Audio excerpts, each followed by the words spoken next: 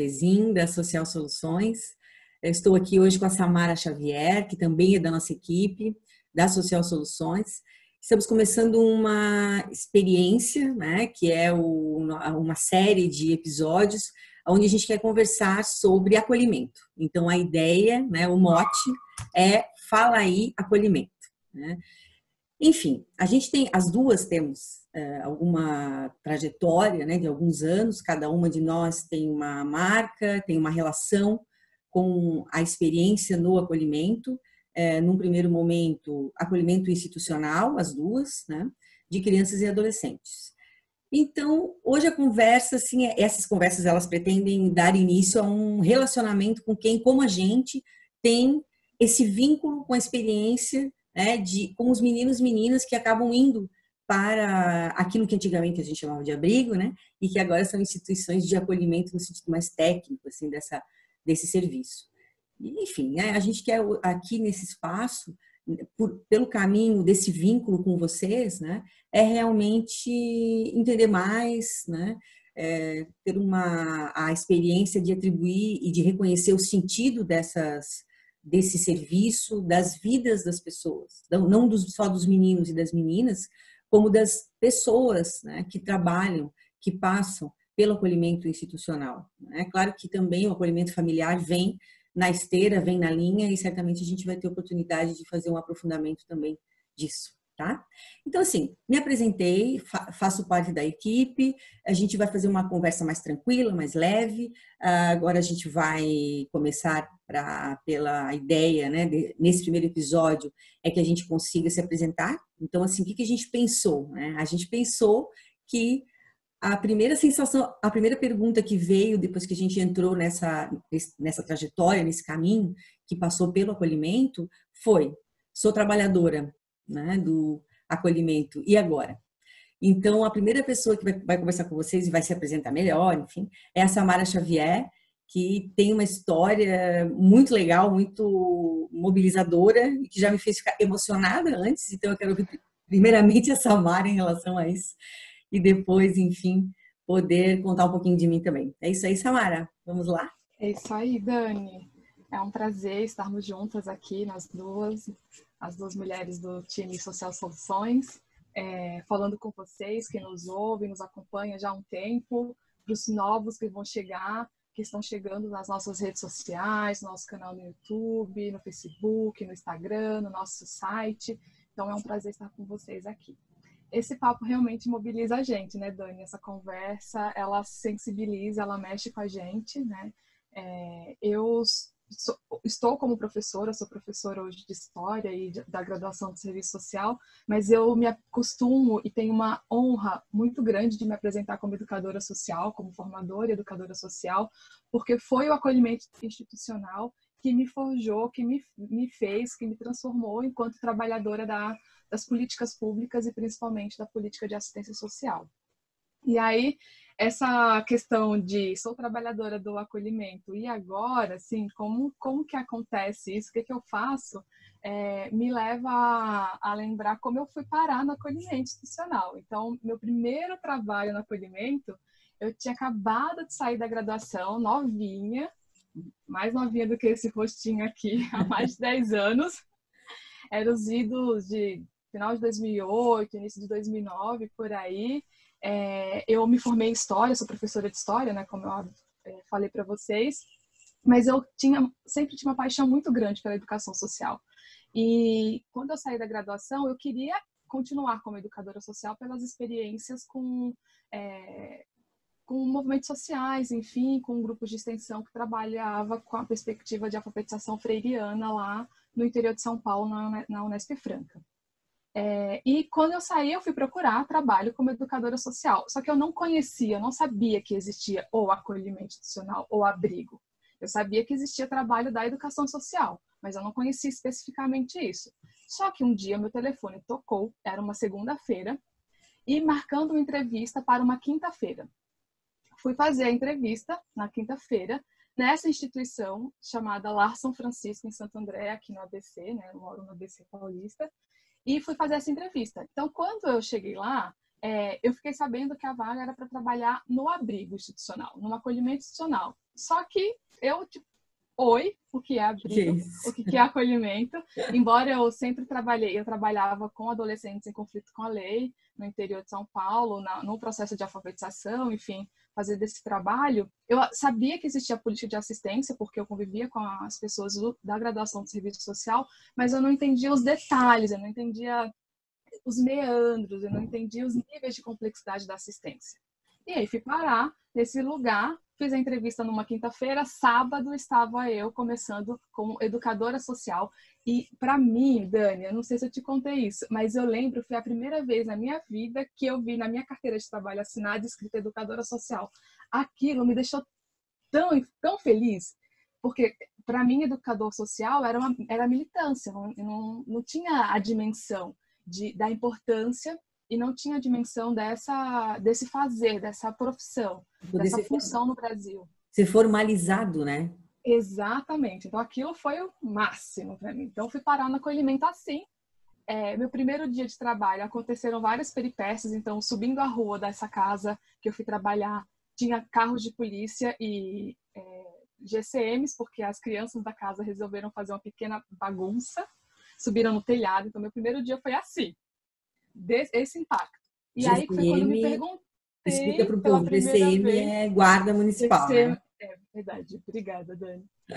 E aí foi a primeira vez que eu me perguntei, tipo, sou educadora social agora formalmente, Sim. sempre quis isso, sou trabalhadora do acolhimento, e agora? O que é o acolhimento? O que é o abrigo? O que eu estou fazendo aqui?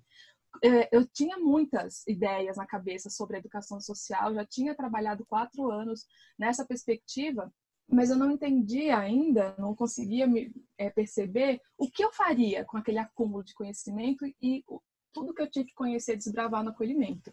Mas nunca mais a minha vida foi a mesma depois daquele primeiro dia super aventureiro. Então, o acolhimento, ele mexe com a gente. E aí, quando eu me descobri trabalhadora do acolhimento, foi assim. Foi. Então, a gente parou para conversar sobre isso e justamente escutando a Samara, né?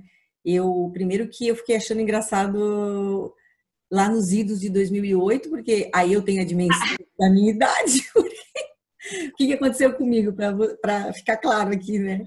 Eu fiquei escutando a Samara e me deliciei, né, com essa perspectiva da educação social, que aí foi assim que se ligou que eu vinha também tendo como o que eu já tive há muitos anos como experiência. Então, como é que eu entrei nesse processo, nessa ligação, nesse vínculo com o acolhimento? Na verdade, eu sou uma pessoa, sou formada em Direito, né? Eu tenho graduação em Direito e de 1990 até 1994, eu fiz a faculdade de Direito em Florianópolis, na Federal aqui.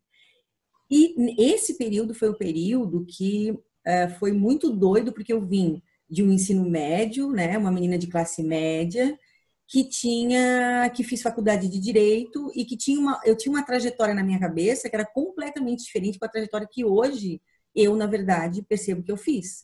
E te escutando foi que eu percebi como a experiência do acolhimento me marcou. E foi ficando, era algo que eu já sabia, mas que foi ficando mais claro ainda. Então, muito legal poder fazer isso. Por isso que a gente está fazendo, inclusive para estimular as pessoas que estão nos ouvindo também a contarem para a gente. Então, no meu caso, foi um caminho diferente. Eu, como jovem, à época, com alguns amigos, né, por motivação religiosa, no primeiro momento, nós fomos motivados, mas a gente era um bando de maluquinho também, fomos motivados por pessoas mais experientes que a gente a assumir aquela época chamada casa-lar, o modelo casa-lar, a criarmos uma casa. Então, na época, assim, a gente só usava ONGs, né? Não é que nem hoje a gente trabalha com organizações sociais, em outro formato, por causa de outro marco, né? Normativo. Mas, enfim, então a gente foi chamado, vou chutar aqui mais uns 7, 8 amigos, né? Eu era a mais nova, tinha acho que 22, 21, mas eles também não tinham muito mais, ninguém tinha nem 30 anos, na verdade. E a gente foi mobilizado, a gente concordou, creio que muito até pela falta de conhecimento que a gente estava fazendo, sou obrigada a dizer. E a gente foi atendido, né, por técnicas, 2 mulheres da Secretaria de Estado de Santa Catarina, né, que à época trabalhava com a questão da assistência social, que naquele período ainda era muito assim, do ponto de vista que a gente conhece hoje, com lei orgânica mais assim densa, com suas, isso nem se imaginava, porque à época a ciência social já tinha sido remodelada para direito fundamental na Constituição, beleza? Tinha, né, aquele período ali depois, bem naquela época estava sendo discutida a lei orgânica, mas num formato bem menos denso, se comparado com agora, enfim. E aí chegou, a gente acabou tendo esse chamado, a gente, sim, vamos lá. A minha atividade era muito doido aquele formato, porque eu era diretora jurídica da instituição, sendo eu uma pessoa que ia me formar em direito só no final de 94, né? E também fazíamos o trabalho de cuidar dos meninos. Então, assim, eu e os meus colegas, e cada uma pegou uma coisa, tinha gente com mais formação que eu, e aí a gente foi se distribuindo. Eu fazia essa relação da casa-lar, né, com o sistema de justiça à época, muito conhecido ainda, vejam bem, como juizado. Por quê? Porque nós pegamos a transição, justamente, acabado a doutrina regular. O estatuto tinha entrado em vigor em 90, e aquilo ali era 93, então assim, era, né? E aí, enfim, aí eu ficava com os meninos, então esse trabalho que hoje a gente chama de educador social, de educadora, como tu dizes, não tinha esse nome, ainda vem com aquele resquício do voluntariado puro e simples, né? E ali a gente foi conhecendo, só que assim, eu tive a convivência com pessoas, né? Depois a gente fala um pouco mais disso, que foram me marcando também. A gente foi fazer, o nosso fazer foi muito de imersão total na vida dos meninos. Então, assim, a gente se misturou com os meninos, a gente teve várias questões, várias experiências que hoje, como eu sou professora, né, e formadora na área, eu percebo que está muito forte em quem está no acolhimento também, essa coisa do se misturar histórias. E a gente viveu isso muito forte, só que lá atrás. E aí, a partir dali, eu também, de 90, aí depois, anos depois, me formei, enfim, advoguei uns 2 anos, mas, enfim, virei conselheira tutelar. Então, em 97, eu também e mais 2 amigos fomos eleitos e depois, enfim, a gente conversa mais em outro momento, né? Mas aí eu tive o outro lado, né? Daí eu vivi um lado de relacionamento com as casas lares, eu me afastei, não no sentido afetivo, né, da casa que a gente tinha criado, mas me afastei formalmente e também em termos de função, porque era preciso fazer essa distinção. E aí é muito forte também, porque daí eu tive experiências de acolhimento, né, que não tantas, porque nós éramos, ainda bem, eu tinha vindo de um outro lugar, né, e nós éramos muito críticos, muito preocupados e muito apegados à ideia da excepcionalidade e da provisoriedade do acolhimento. Estava muito claro já para mim, mas mesmo assim, né, a experiência do acolhimento também, eu fiz como conselheira tutelar. Né? E isso é para a gente conversar outro momento. E aí a proposta, eu acho que ficou aqui meio já, essa bola ficou meio quicando, a gente pensar um pouquinho, conversar um pouquinho aí nos próximos minutos. Samara, assim, olhando hoje, Samara, para isso que a gente está retomando aqui, como é que tu entendes que a tua experiência como educadora social no acolhimento marcou a tua trajetória até aqui? Marcou completamente. Eu não passo um dia na minha vida, qualquer trabalho que eu faça, hoje só em sala de aula, em formação, né, sala de aula formal, em formação, enfim, que eu não lembre, que eu não pense no que eu vivenciei no acolhimento. Sempre que eu vou montar, formar, discutir, debater, preparar alguma coisa, aqueles anos que eu passei dentro do acolhimento, quer seja como educadora, eu fui educadora noturna, eu fui educadora durante o dia, eu fui da equipe técnica por um tempo, eu fui para a supervisão. Enfim, então eu estive em muitos lugares, assim como você, dentro do acolhimento, e isso vai marcando a gente, porque vai nos dando outros pontos de vista do que é a garantia de direito de criança e adolescente, do que é fazer o trabalho social com famílias e do que é a política pública no Brasil, do que é a política social. Mas, para mim, o que marca mesmo é entender o quanto que esse Brasil tem uma trajetória de história marcadamente desigual e o quanto a infância neste país tem um protagonismo, quer seja de muita tragédia, mas quer seja de muito protagonismo para alterar a história que a gente vem vivendo. Então, quando você fala que você começou lá bem no comecinho do Estatuto da Criança e do Adolescente, eu fico pensando que nesses últimos 30 anos, mais ou menos isso, né, do Estatuto, faz 30. Faz 30 anos, né? O quanto que a gente, claro, milhões de avanços precisamos ter ainda, vários, mas o quanto que a gente já conseguiu caminhar na lógica de uma sociedade melhor, em contrapartida, há 500 anos de uma forma de visão, de atendimento e de cuidado de uma infância que sempre foi marginalizada e sempre foi violentada. Então, o acolhimento, sem sombra de dúvida, é uma mácula que não é ruim na minha vida, pelo contrário. É uma mácula que me faz querer ser sempre uma profissional melhor, porque se eu puder, trocando experiências, ouvindo as pessoas, a gente qualificando essa nossa conversa, essa nossa fala, atuar de forma mais qualificada para que crianças e adolescentes tenham o seu direito garantido de convivência familiar e comunitária, ou tenham o direito a uma infância cuidada e protegida, então a gente parar. Eu também, eu não vou assim me estender muito, porque de certa forma a minha primeira fala já deixou um pouco assim clara essa questão da marca, né? Quando tu fala sobre, para mim, a questão da infância, para mim, assim, o que tu trazes agora no final da tua fala foi certamente aquilo que me fez ter uma guinada em termos de trajetória, porque eu realmente virei uma professora, uma pesquisadora. Hoje eu advoguei e fui muito feliz advogando, mas eu resolvi que realmente eu iria fazer, eu até trabalhei isso em terapia há muitos anos, que eu iria fazer aquilo que me faz bem, aquilo que eu sinto, que eu realmente estou desenvolvendo a minha potência mesmo, assim, eu estou à vontade. Então, assim, vejam bem, ninguém trabalha com a fragilidade da infância e adolescência e acha gostoso, né, ver aquilo que a gente sabe que é justamente a contradição da nossa sociedade, né, naqueles meninos e meninas. Não é disso que eu estou falando. Agora, claramente, eu me sinto mais de verdade, né? Quando eu estou trabalhando com essas questões que têm a ver com a trajetória e com o que eu vivenciei e com o que eu tenho vivenciado. Por quê? Porque a partir do acolhimento, que é a dinâmica da vida dos meninos e meninas, né? É o dormir, é o acordar, é o ir para a escola, é o jeito como eles são entendidos pela própria comunidade do entorno, é o jeito como eles são acolhidos ou não pela escola, como é que a gente enxerga essa política dentro da política social em geral de cada município, né? Como é que se enxerga isso me deu uma radiografia do sistema para o qual eu iria trabalhar. Então, hoje, a minha alegria, eu já vou encerrando por aqui para passar para a Samara fechar, porque a gente tem outros episódios, a gente vai ter outras trocas, né?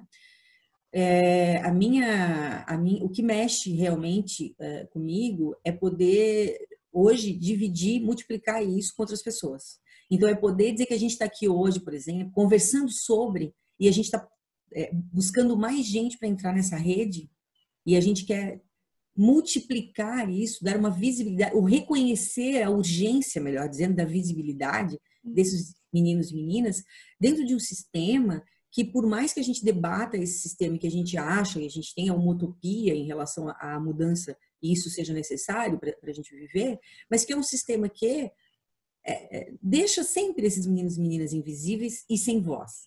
Então, que a gente possa ser catalisador nessa rede de saberes e de experiências. Então, isso eu só tenho hoje porque eu convivi com muita gente, né? Com um grupo que eu tenho que assim render todos os meus agradecimentos que as pessoas me deram dentro da Casa Lar, que eu ajudei a criar. Hoje eu sou casada com uma pessoa que era tesoureiro, né? Ficou 11 anos como tesoureiro da Casa Lar. Mas não só nesse nível romântico, né? Já que ontem foi o Dia dos Namorados, vamos gravar aqui, que estamos gravando dia 13 de junho, dia do Santo Casamento. É verdade. Mas não é só isso, né? Eu tenho amigos e amigas, gente, por exemplo, da área do serviço social e da psicologia, que fez com que a minha formação de direito fosse, a meu ver, potencializada para a cidadania concreta de meninos e meninas aqui, aonde eu estiver, no Brasil, né? Aonde eu estiver. Enfim. Samara, eu vou te passar a bola para a gente encerrar essa nossa conversa, né? E deixar aí um pouquinho da tua perspectiva aí para os próximos encontros e trocas.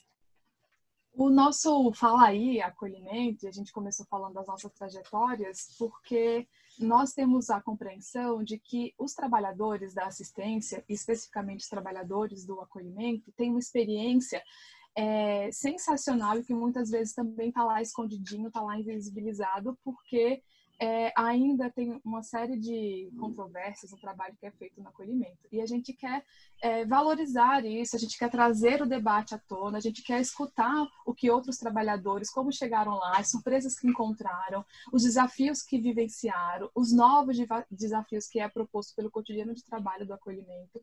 Então, a gente convida vocês a falar com a gente, a conversar com a gente, a trocar conosco, a falar sobre acolhimento, o que é estar no acolhimento, como vivenciar a rotina dele, os desafios que a gente tem pela frente, como é conviver com a molecada, com as famílias, com a rede, com a vizinhança, com outros atores do sistema de garantia de direito.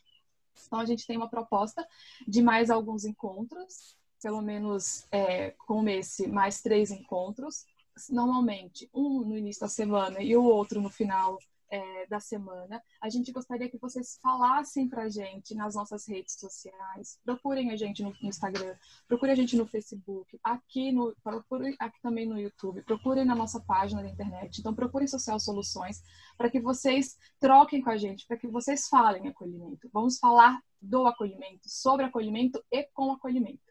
Então, tem um lema que a gente gosta muito de falar, que é nada de nós sem nós. Então, quem já trabalha no acolhimento, quem está no acolhimento, é que tem a potência e que tem este lugar de fala que, para mim, é tão privilegiado e que nos forjou, né, Dani, como professoras, porque a gente acredita que a educação, ela não salva o mundo sozinha, mas ela pode bastante coisa. Então, nos procurem, gente, conversem conosco.